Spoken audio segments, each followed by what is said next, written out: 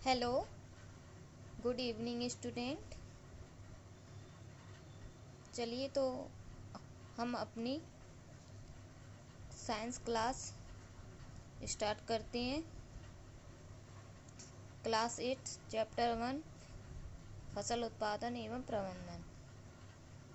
आपने last class में सीखा कि बुआई क्या होती है और बुआई करने के कितने तरीके होते हैं। पहला तरीका था परंपरागत औजार से और सेकंड तरीका था सीड ड्रिल मेथड। और जैविक एवं खाद उर्वरक क्या होते हैं हमने ये भी पढ़ा था। और हमने वर्मी कंपोस्ट के बारे में भी जानकारी ली थी। चलिए तो आज की क्लास हम स्टार्ट करते हैं। आज हमको पढ़ना है ये एक्टिविटी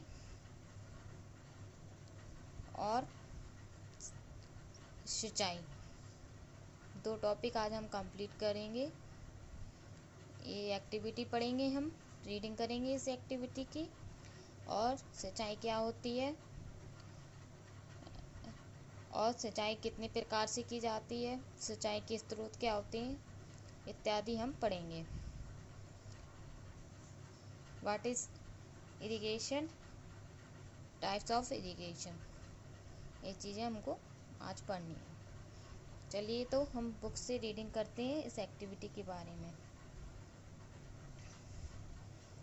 मूंग अथवा चने के बीज लेकर उन्हें अंकुरित कीजिए। इनमें से एक ही आकार वाले 3 नवोदित छांट लीजिए।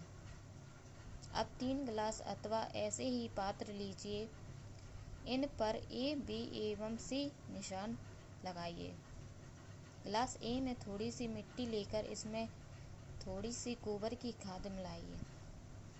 गिलास बी में समान मात्रा में मिट्टी लेकर उसमें थोड़ा सा यूरिया मिलाइए। गिलास सी में कुछ मिट्टी लीजिए बिना कुछ मिलाए, चित्र की भांति। अब इनमें पानी की समान मात्रा डालकर सुरक्षित स्थान पर रख दीजिए। प्रतिदिन पानी देते रहिए। 7 से 10 दिनों बाद उनकी वृद्धि को नोट कीजिए। जैसा कि इस चित्र में दिखाया जा रहा है, प्रयोग की तैयारी, खाद एवं उर्वरक के साथ पौधों की वृद्धि। स्टूडेंट, आपके लिए एक होम एक्टिविटी है। आपको क्या करना है, मूंग अथवा चने के दाने लेने हैं और उनके लिए 3 समान मात्रा वाले गिलास लेने हैं, जिन पर आपको लिखना है ए, बी एवं सी। उनमें समान मात्रा में मिट्टी डालनी है। गिलास ए में आपको थोड़ी सी खाद मिलानी है। गिलास बी में आपको यूरिया मिलाना है और गिलास सी में आपको कुछ नहीं मिलाना है और समान मात्रा में पानी देना है और एक सुरक्षित स्थान पर रख देना है। अतः 7-10 दिनों बाद उनमें आपको नोटिस करना है कि कौन सा पौधा सबसे अच्छा उगा है, किस पौधे की उपज कम हुई है और ऐसा क्यों हुआ है। जाइए, ऐसा क्यों हुआ है कि आप ए की फसल कम है, बी की ज़्यादा है और सी की फसल तो ए से भी कम है। आपको ये नोटिस करना है अपनी बुक में, एक्टिविटी में, और इसका पता लगाना है। चलिए तो हम पढ़ते हैं ऐसा क्यों होता है। क्या तीनों गिलासों के पौधे में वृद्धि की गति एक समान है? आपको ये देखना है किस गिलास में पौधों की वृद्धि बेहतर है, किस गिलास में पौधों की वृद्धि सबसे अधिक है। आपको तीनों गिलासों में देखना है किस में सबसे अच्छी वृद्धि है, किसमें कम से कम वृद्धि हुई है, सबसे अधिक वृद्धि किस गिलास में हुई है। उर्वरक रासायनिक पदार्थ हैं जो विशिष्ट पोषक से समृद्ध होते हैं। उर्वरक किसे कहते हैं, आप बता सकते हैं। उर्वरक रासायनिक पदार्थ हैं जो विशिष्ट पोषकों से समृद्ध होते हैं। वे खाद से भिन्न होते हैं। उर्वरक का उत्पादन फैक्ट्रियों में किया जाता है। उर्वरक की कुछ उदाहरण हैं urea, ammonia, sulphate, super phosphate, potash, NPK अर्थात नाइट्रोजन, फास्फोरस, पोटेशियम। आपने पाया कि हर गिलास की वृद्धि अलग अलग है। ऐसा क्यों? क्योंकि पहले गिलास में हमने खाद डाली थी, दूसरे गिलास में हमने यूरिया डाला था और थर्ड गिलास में हमने कुछ भी नहीं डाला, और खाद वाला पौधा ठीक उगा था। और जिस गिलास में हमने केवल मिट्टी डाली थी वह बहुत निम्न स्तर की वृद्धि हुई थी, और यूरिया वाला पौधा सबसे अच्छा उगा था। ऐसा इसलिए होता है क्योंकि यूरिया रासायनिक पदार्थ है जिसमें उच्च मात्रा में पोषक तत्व रहते हैं, जिन्हें हम उर्वरक के नाम से जानते हैं। उर्वरक का उत्पादन फैक्ट्रियों में किया जाता है। खेती के लिए उर्वरक कई प्रकार के होते हैं। उर्वरक के कुछ उदाहरण हैं, जैसे urea, ammonia, sulphate, super phosphate, potash, NPK इत्यादि।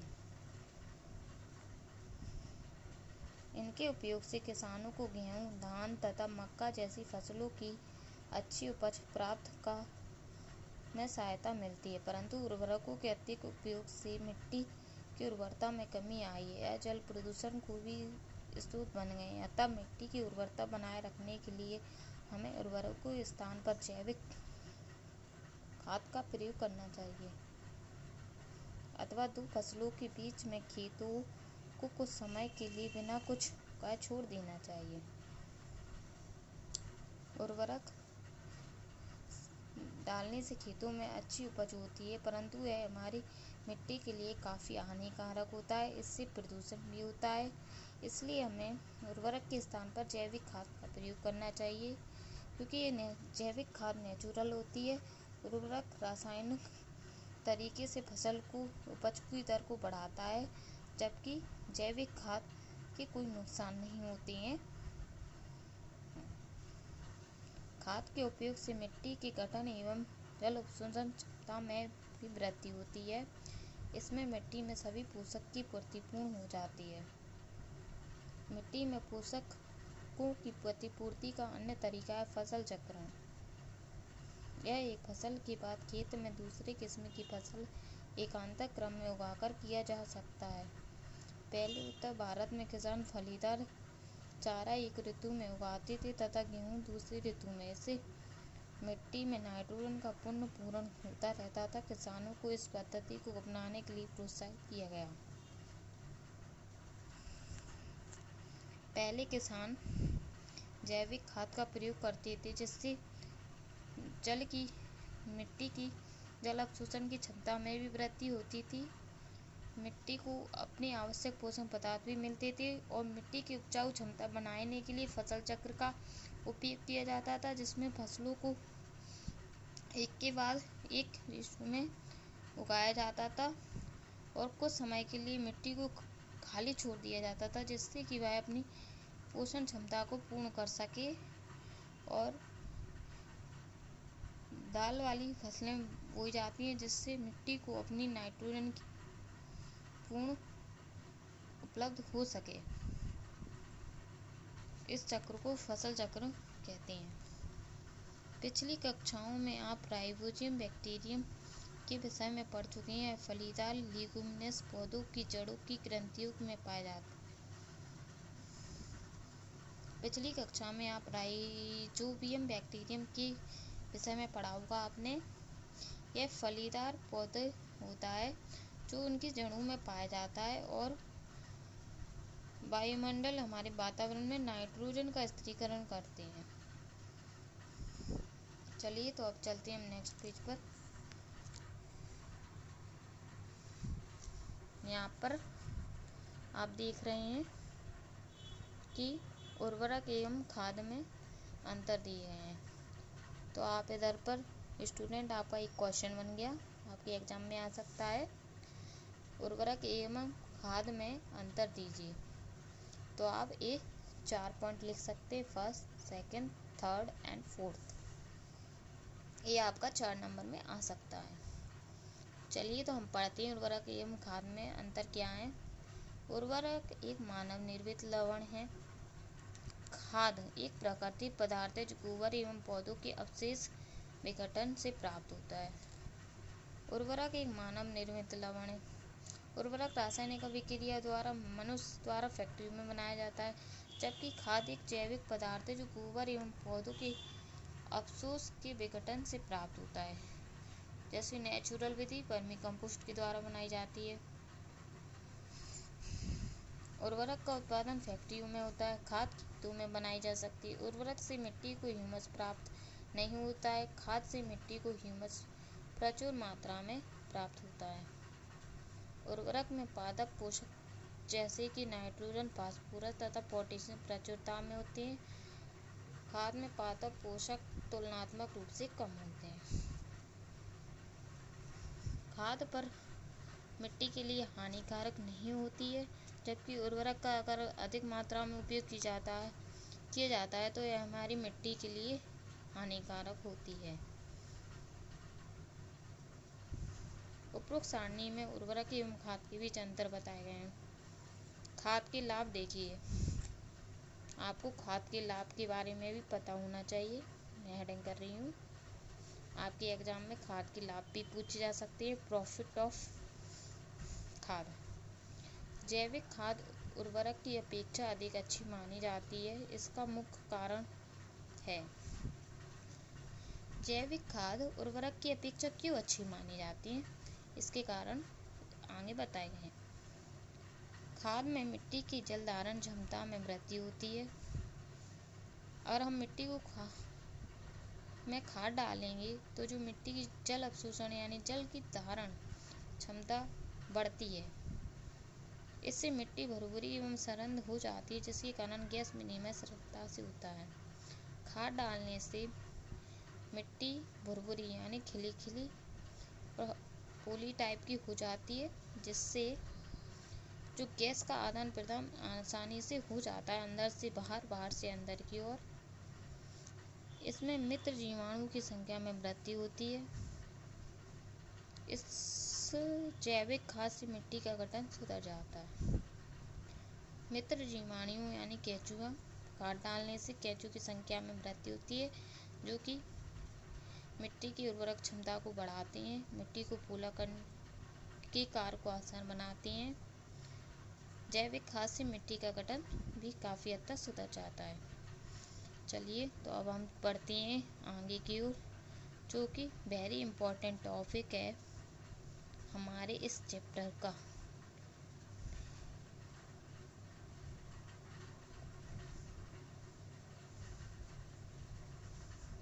टॉपिक सिंचाई यानी इरिगेशन।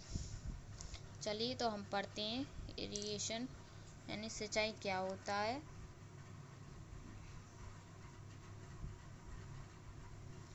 जीवित रहने के लिए प्रत्येक जीव को जल की आवश्यकता होती है। पौधे की वृद्धि एवं परिवर्धन के लिए जल की विशेष महत्व होती है। पौधे की जड़ों द्वारा जल का अवशोषण होता है, जिसके साथ खनिजों और उर्वरकों का भी अवशोषण होता है और पौधों में लगभग जल होता है। जल आवश्यक है क्योंकि बीजों का अंकुरण शुष्क स्थिति में नहीं हो सकता। यहाँ पर हमें सिंचाई के बारे में बताया गया है कि प्रत्येक जीव को जल की आवश्यकता होती है। उसी प्रकार पौधों की वृद्धि के लिए भी जल की विशेष आवश्यकता होती है। पौधों की जड़ों द्वारा जल का अवशोषण किया जाता है यानी जल धारण होता है, जिसके साथ खनिज एवं उर्वरक की भी अवशोषण होता है जड़ों द्वारा। पौधों में लगभग 90% जल होता है। जल आवश्यक है क्योंकि बीजों का अंकुरण शुष्क स्थिति में नहीं हो सकता। फसल के लिए किसी भी उपज के लिए जल बहुत अधिक आवश्यक है, क्योंकि शुष्क मात्रा में फसल का उपज नहीं हो पाता है। उसके लिए जल की आवश्यकता पड़ती है। और फसल में कितने प्रतिशत जल पाया जाता है, तो आप कह सकते हैं 90%। चलिए अब हम और आगे पढ़ते हैं।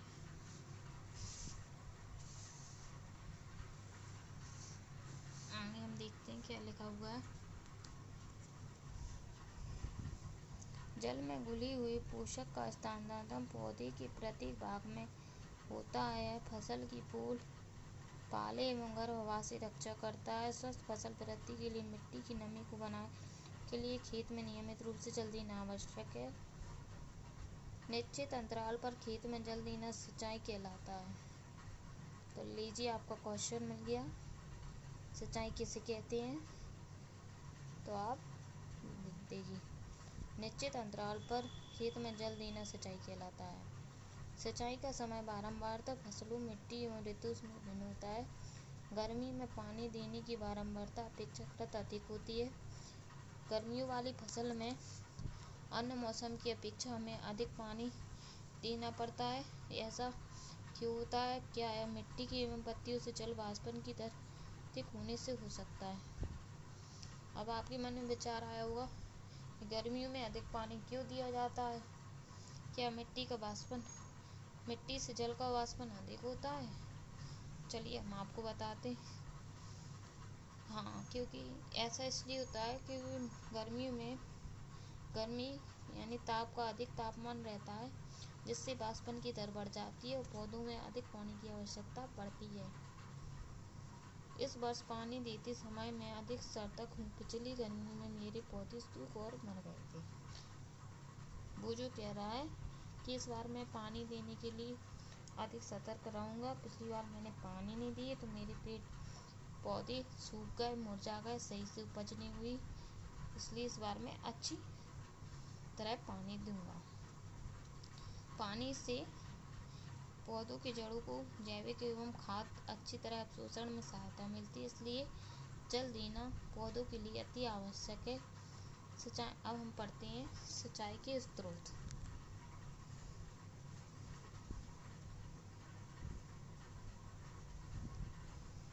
अब आपके मन में विचार आ रहा होगा स्टूडेंट कि सिंचाई तो करनी है, पौधों को जल देना है, पर पौधों को जल कैसे दिया जाता होगा, फसलों को जल कैसे दिया जाता होगा इतनी बड़ी मात्रा में?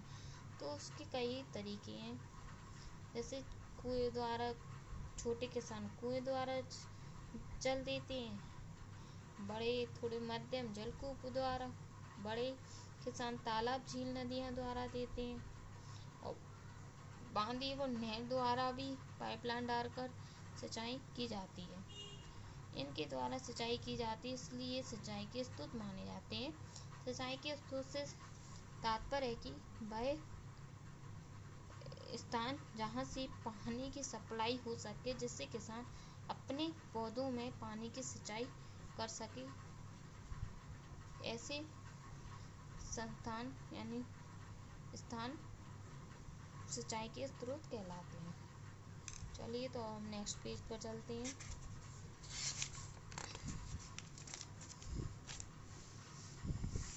देखिए, आप नेक्स्ट पेज पे किया हुआ है। अब नेक्स्ट पेज पर हमको चित्र दिए हुए हैं। ये है मोठ, 14B में दिया है चैन पंप, 14C में है ढेकली, और ये सिंचाई के जिस सिंचाई के स्रोत बताए गए हैं, जैसे एक कुआं है, एक कुआं द्वारा दे रहा है, जलकूप द्वारा इधर से निकाल दिया, नलकूप द्वारा दे रहा है, पंप द्वारा। अब आगे का टॉपिक है सिंचाई के तरीके, कि सिंचाई कितने तरीकों से की जाती है। How many types of irrigation. तो देखिए, कल हम कौन से टॉपिक पढ़ेंगे? सिंचाई के तरीके, पारंपरिक तरीका, सिंचाई की आधुनिक विधियाँ, छिड़काव तंत्र और ड्रिप मेथड। ये 3 मेथड कल हम सिंचाई के पढ़ेंगे। आज की क्लास हम इधर ही रोकते हैं। और आपको आज की क्लास कैसी लगी? अच्छी लगी हो तो चैनल को सब्सक्राइब करें, लाइक करें, कमेंट करें और शेयर करें, और हमारे साथ साइंस क्लास पढ़ने के लिए जुड़े रहें। Thank you for watching student.